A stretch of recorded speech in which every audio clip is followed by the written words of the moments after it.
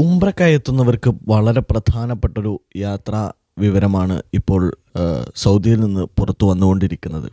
നമുക്കറിയാം, ഉംറ വിസയിലെത്തുന്ന ഗ്രൂപ്പുകൾക്ക്, ഉംറ ചെയ്യാനെത്തുന്ന തീർത്ഥാടകർക്ക് ഏറ്റവും പ്രധാനപ്പെട്ട ഒരു കർമ്മമാണ് പ്രവാചകൻ്റെ റൗളയിൽ 20 മിനിറ്റ് ചെലവഴിക്കുക എന്നുള്ളത്.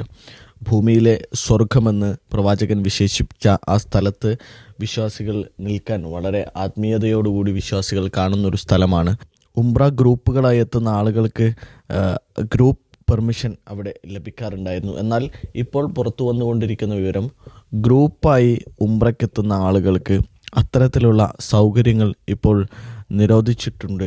അല്ലെങ്കിൽ ഗ്രൂപ്പായി എത്തുന്ന ആളുകൾക്ക് റൗളയിൽ നിൽക്കാനുള്ള പെർമിഷൻ ഉണ്ടാവുന്നതല്ല, ഇൻഡിവിജ്വൽ പെർമിഷൻ തന്നെ എല്ലാവരും എടുക്കണം എന്നുള്ളതാണ് പുതിയ വിവരങ്ങൾ വന്നുകൊണ്ടിരിക്കുന്നത്.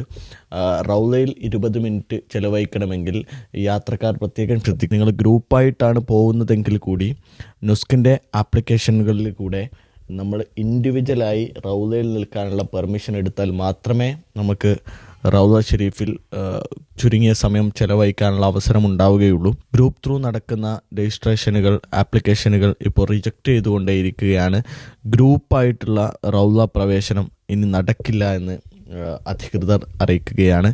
യാത്രക്കാർ ഒരു ഉംറ തീർത്ഥാടകനെ സംബന്ധിച്ചിടത്തോളം, അല്ലെങ്കിൽ മദീന സന്ദർശിക്കുന്ന ഒരാളെ സംബന്ധിച്ചിടത്തോളം ഏറ്റവും പ്രധാനപ്പെട്ട കർമ്മം എന്ന നിലയിൽ ആ റൗളയിൽ നിൽക്കൽ ലഭിക്കാതിരിക്കുക ഏറ്റവും പ്രയാസമുണ്ടാകുന്നൊരു കാര്യമെന്നിരിക്കെ അത് നഷ്ടപ്പെടാതിരിക്കാൻ എല്ലാവരും, യാത്ര ഉദ്ദേശിക്കുന്ന എല്ലാവരും മുൻകൂട്ടി ഇൻഡിവിജ്വൽ രജിസ്ട്രേഷൻ തയ്യാറാക്കി അതിനുള്ള ശ്രമങ്ങൾ നടത്തണമെന്ന് അഭ്യർത്ഥിക്കുകയാണ്.